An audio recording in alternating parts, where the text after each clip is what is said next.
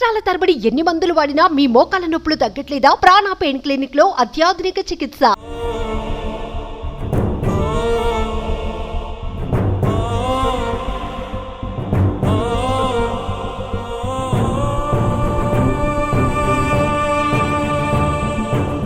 తమిళనాడులో వానలు ఇంకా దంచి కొడుతూనే ఉన్నాయి. మిచోన్ తుఫాన్ కారణంగా అటు చెన్నై, తిరువల్లూరు, కాంచీపురంలో వర్షపాతం అధిక సంఖ్యలో నమోదైంది. పూర్తిగా చెన్నై నగరం అంతా అస్తవ్యస్తమైనటువంటి పరిస్థితులు మనం చూసాం. కాకపోతే ప్రస్తుతం దక్షిణ తమిళనాడులో ఉన్నటువంటి 4 జిల్లాలకు సంబంధించినటువంటి మొత్తం జనజీవనం మొత్తం కూడా స్పందించిపోయిందని చెప్పుకోవచ్చు. అటు తిరునల్వేలి, తూత్తుకుడి, తెనార్కి, కన్యాకుమారి జిల్లాలకు సంబంధించి గడిచినటువంటి 4 రోజులుగా అధిక సంఖ్యలో వర్షపాతం నమోదవుతోంది. ప్రధానంగా తిరునల్వేలి, తూత్తుకుడిలో 60 సెంటీమీటర్ల వర్షపాతం 24 గంటల్లోనే నమోదైనటువంటి పరిస్థితి. ప్రస్తుతం ఆ 4 జిల్లాల్లో మొత్తం జనజీవనం మొత్తం కూడా అస్తవ్యస్తంగా మారిందని చెప్పుకోవచ్చు. అటు రవాణా మొత్తం కూడా నిలిచిపోయింది. రైళ్లు కావచ్చు, లేదంటే బస్సులు వెళ్ళేటువంటి వారంతా కూడా ఎక్కడికక్కడ స్ట్రక్ అయిపోయినటువంటి పరిస్థితి. ప్రధానంగా చెన్నై నుంచి వెళ్లాల్సినటువంటి రైళ్లన్నీ కూడా పూర్తిగా రద్దు చేశారు. అటు కేరళ నుంచి కొద్దిగా ట్రైన్లు వస్తున్నప్పటికీ కూడా అది మదురై, ఆ ఒక్క నాగర్కోయిల్ ఆ మధ్యలోనే నిలిచిపోయినటువంటి పరిస్థితి కనిపిస్తుంది. ముఖ్యంగా రిజర్వాయర్లు, డ్యాములు మాత్రం ఒక నిండు కుండలా కనిపిస్తోంది. డ్యాములు, రిజర్వాయర్లు నిండిపోయినటువంటి కారణంగా ఏదైతే అక్కడ నుంచి నీటిని సముద్రంలోకి విడిచే ప్రయత్నం కూడా చేస్తున్నారు. అయితే ఆ క్రమంలోనే అక్కడ ఉన్నటువంటి లోతట్టు ప్రాంతాలంతా కూడా పూర్తిగా జలమయం అయిపోయాయని చెప్పుకోవచ్చు. ఇల్లంతా కూడా ఏమీ ఉన్నటువంటి పరిస్థితి కనిపిస్తోంది. మనం విజువల్స్లో చూడొచ్చు.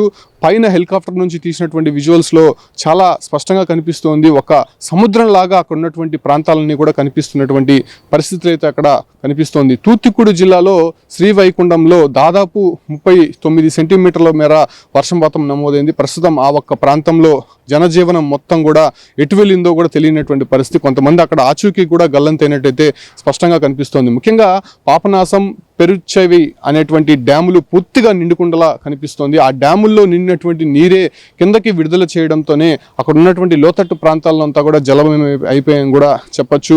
ప్రధానంగా 4 రోజుల నుంచి కూడా అటు కరెంటు పూర్తిగా కూడా ఎక్కడా కూడా లేనటువంటి పరిస్థితి కనిపిస్తుంది. అటు ఎస్డిఆర్ఎఫ్, ఎన్డీఆర్ఎఫ్ బృందాలు ఎంత శ్రమించినప్పటికీ కూడా అక్కడ ఉన్నటువంటి వారిని రక్షించలేకపోతున్నారు. ఎందుకంటే వాళ్ళు ఉన్నటువంటి ప్రాంతానికి పడవలు వేసుకొని వెళ్ళడానికి కూడా అవకాశం లేనటువంటి పరిస్థితుల్లో ప్రస్తుతం ఆ ఒక్క 4 జిల్లాలు ఉందని చెప్పుకోవచ్చు. ప్రధానంగా అయ్యప్ప భక్తులు ఆ వైపే వెళ్తూ ఉంటారు.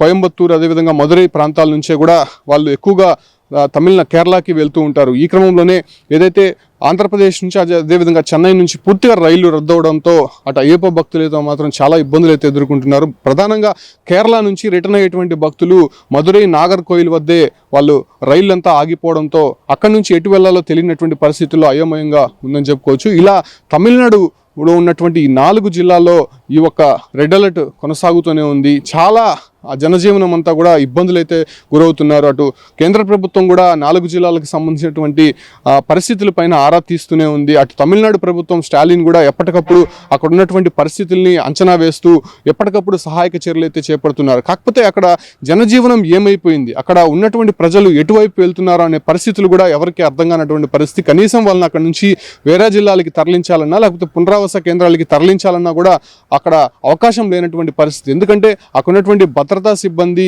కూడా ఆ ఒక్క ప్రాంతాలకి వెళ్ళలేనటువంటి సిచ్యువేషన్స్ అక్కడ కనిపిస్తున్నాయంటే మనం ఏ రేంజ్లో అక్కడ వర్షపాతం నమోదవుతుందో, వరదలు ఎటువంటి ప్రమాద స్థాయిలో ఉన్నాయో మనం అర్థం చేసుకోవచ్చు.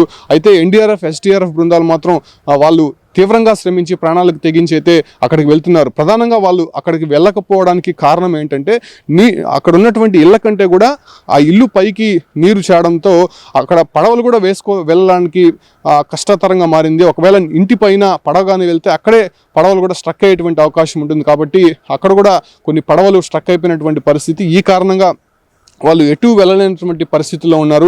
ప్రధానంగా హెలికాప్టర్ కూడా వెళ్ళలేనటువంటి సిచ్యువేషన్స్. ఎందుకంటే వర్షం అనేది నిరంతరం కొనసాగుతూనే ఉంది, చాలా జోరుగా పడుతుంది. దాంతోపాటు కూడా ఈదులుగాలు ఎక్కువ ఉన్నాయి. కాబట్టి హెలికాప్టర్ ద్వారా వెళ్ళి అక్కడ గుర్తించే ప్రయత్నం చేస్తామన్నా కూడా అక్కడ వీలు కాలన్నటువంటి పరిస్థితి చాలా స్పష్టంగా కనిపిస్తుంది. సో ఈ రకంగా తమిళనాడులో ఉన్నటువంటి 4 జిల్లాలు, తిరునల్వేలి, తూత్తుకుడి, తెనార్కి, కన్యాకుమారి జిల్లాలకు సంబంధించి ప్రస్తుతం అక్కడ ఉన్నటువంటి సిచ్యువేషన్స్ చాలా ఘోరంగా ఉన్నాయని చెప్పుకోవచ్చు.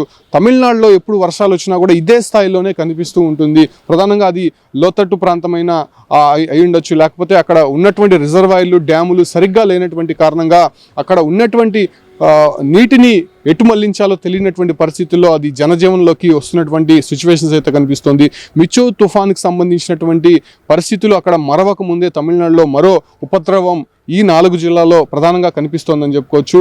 మరి వచ్చేటువంటి 48 గంటల పాటు కూడా ఇదే తరహా వర్షపాతం కొనసాగేటువంటి అవకాశం ఉన్నట్టు కూడా వాతావరణ శాఖ హెచ్చరించడంతో దానికి సంబంధించి కూడా పక్కనున్నటువంటి జిల్లాలు ఎటువంటి ప్రమాద స్థాయికి జరగకుండా వాళ్ళు జాగ్రత్తలు అయితే తీసుకుంటున్నారు. సో ఈ రకంగా తమిళనాడులో ఉన్నటువంటి 4 జిల్లాల్లో వరద ప్రభావం అనేది ప్రస్తుతం కొనసాగుతుందని కూడా చాలా స్పష్టంగా చెప్పొచ్చు.